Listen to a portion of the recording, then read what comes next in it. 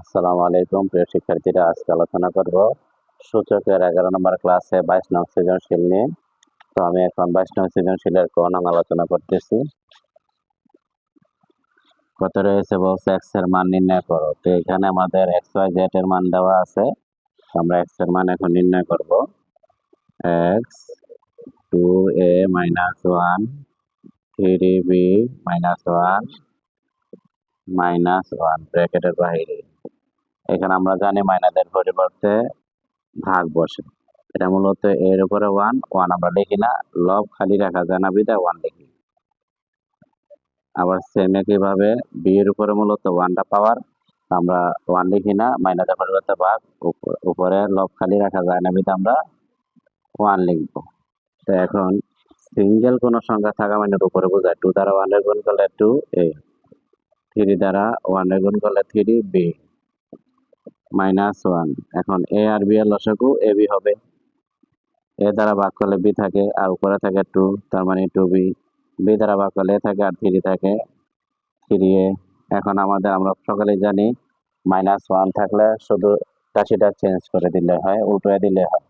অর্থাৎ উপরের রাশি নিচে, নিচের রাশি উপরে। এ বি যাবো উপরে, 3a + 2b যাবো নিচে। একটু সাজায় লিখলাম, এ আগে লিখছি তারপর বি পরে লিখছি। এই ছিল আমাদের ক নম্বর ম্যাথ। এখন আমরা যেটা আলোচনা করব খ নং ম্যাথ নিয়ে। খ নং ম্যাথে রয়েছে, দেখাও যে y প্লাস রুট 4 রুট 81 = 4। তো আমাদের এই জিনিসটা প্রমাণ করতে হবে। তো আমরা আগে y এর মানটা বের করে নিই। y এর মানটা বের করে নিলে আমাদের সুবিধা হবে।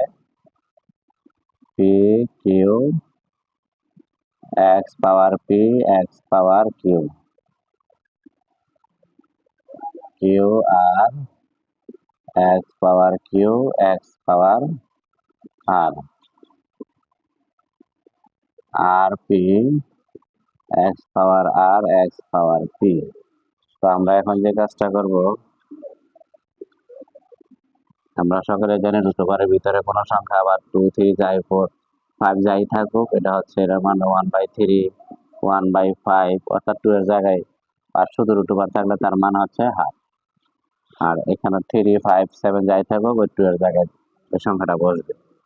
আমরা পি কিউটা সেম একইভাবে বেস একটাই লিখব, পি মাইনাস কিউ, আর রুট ওভার মান হচ্ছে হাফ, যেহেতু ভিতরে পি কিউ আছে পি কিউ হবে। সেম একইভাবে X Q minus R, Q minus R 1/QR, QR same X base R minus P 1/RP। এখন আমাদের যেহেতু জায়গা হবে না, উপরে চলে যাই।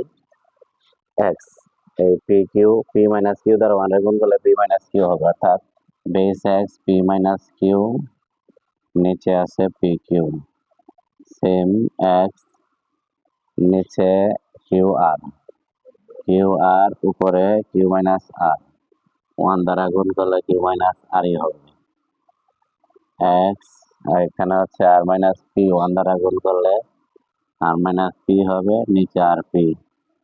এখন আমাদের যে কাজটা করতে হবে, x x x base, base একটাই লিখতে হবে, গুণের সময় পাওয়ার গুলো যোগ করে দিতে হয়। P minus Q P Q, Q minus R Q R, R minus P R P.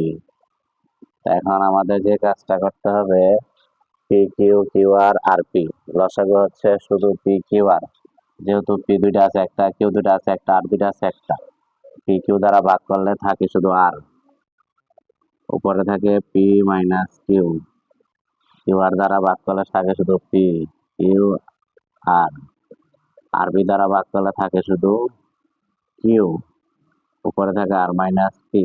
এখন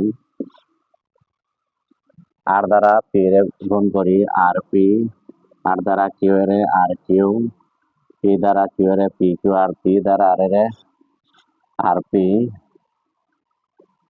কিউ দ্বারা আর কিউ, কিউ দ্বারা পি এর পি কিউ। আমরা একটু খেয়াল করলে দেখবো প্রতিটার সাথে প্রতিটা কাটা যায়। আর পি আর পি, আর Q P Q P Q, তো আমরা সকলে জানি ভাগ করার পর কিছু না থাকলে বিয়োগ করার পর শূন্য বা জিরো জিরোর বা শূন্যরে ভাগ করলে শূন্যই হয়, তার মানে এর মান হচ্ছে 1। এখন আমরা আলোচনা করব, সরি একটু বাকি আছে, ছয়ের বাকি অংশ, এটা একটু মুছে ফেলতে হবে,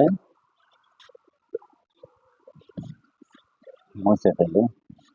ছয়ের বাকি অংশ আমাকে বলছে কি, ক্ষয়ে বলছে y প্লাস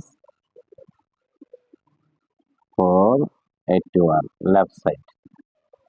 এখন y এর মান যেহেতু পাইছি কত, 1 প্লাস 4, তার মানে 81 ভাঙাই 3/4, 1/4।